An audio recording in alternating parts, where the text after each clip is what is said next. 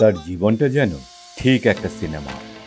পরিবারে কড়া শাসনের মধ্যে থেকেও অভিনেতা বাবার বিগড়ে যাওয়া সন্তান ছিলেন তিনি।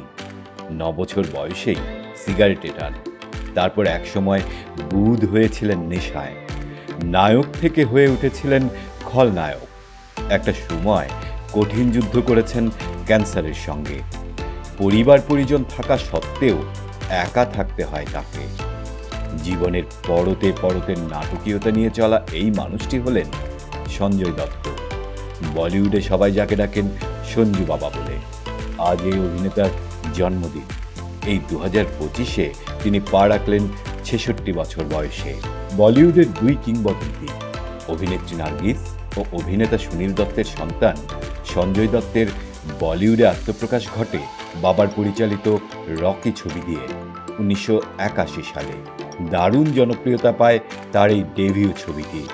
পরের বছর অর্থাৎ 1982 সালে তার অভিনীত বিধাতা সে বছরের সবচেয়ে ব্যবসা সফল চলচ্চিত্রের তকমা পায়। 1983 সালে मैं आवारा हूँ ছবিটিও সুপারহিট। 2 বছর বিরতি দিয়ে 1985 সালে জানকি বাজি ছবির মাধ্যমে আবার বলিউড ইন্ডাস্ট্রিতে ফিরলেন সঞ্জয়। এই ছবিও সুপারহিট।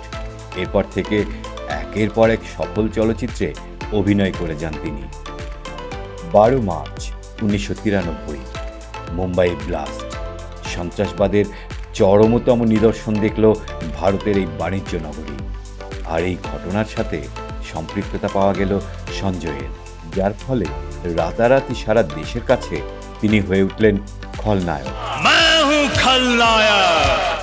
সন্ত্রাসী ও নাশকতামূলক কর্মকাণ্ডের জন্য গ্রেফতার হন। এরপর 1995 সালে জামিনে ছাড়া পান তিনি। 2003 সালে মুক্তি পেল মুন্না ভাই MBBS। এই ছবি মুক্তির পর বাকিটা যেন ইতিহাস। বেস্ট কমেডিয়ান হিসেবে পেলেন ফিল্মফেয়ার অ্যাওয়ার্ড।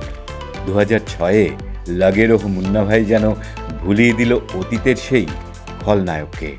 এরপর অগ্নিপথ ছবিতে সম্পূর্ণ এক অন্য সঞ্জয়কে দেখল দর্শকেরা। সঞ্জয় দত্তের জীবনের নানা পর্যায় আর বিতর্ক নিয়ে রাজকুমার হিরানি নির্মাণ করেন সঞ্জয় দত্তের বায়োপিক সঞ্জু, আর এতে সঞ্জয়ের নাম ভূমিকায় অভিনয় করেন রণবীর কাপুর। 2018 সালে মুক্তি পাওয়া এই ছবিটিও বলিউডে হিট ছবির ইতিহাসে অন্যতম এক মাইলস্টোন। দাম্পত্য জীবনেও থিতু হতে সময় লেগেছে সঞ্জয়ের। প্রথম স্ত্রী রিচার অকাল মৃত্যু, দ্বিতীয় বিয়ের পরিণতি হয় ডিভোর্স।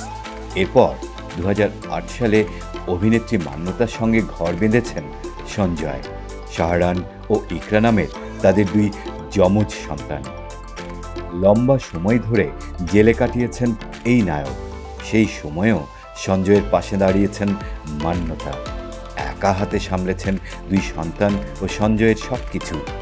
2020 সালের আগস্টে সঞ্জয়ের ফুসফুসে 3য় ধাপের ক্যান্সার ধরা পড়ে। মুম্বাইতেই চিকিৎসা করান তিনি। জানা যায় এখন তিনি ফুসফুসের ক্যান্সার থেকে পুরোপুরি সেরে উঠেছেন।